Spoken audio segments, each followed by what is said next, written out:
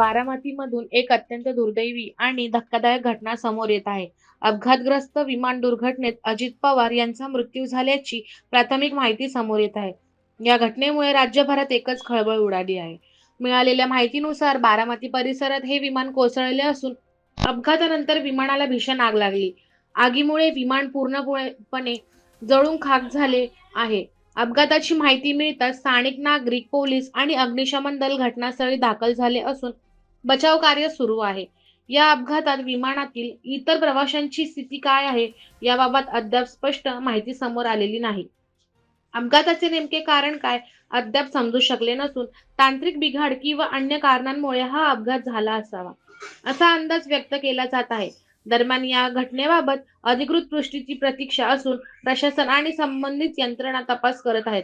पुढील अपडेटसाठी आमच्यासोबत राहा. प्राईम मीडिया 24 सह लक्ष्मी भिसे.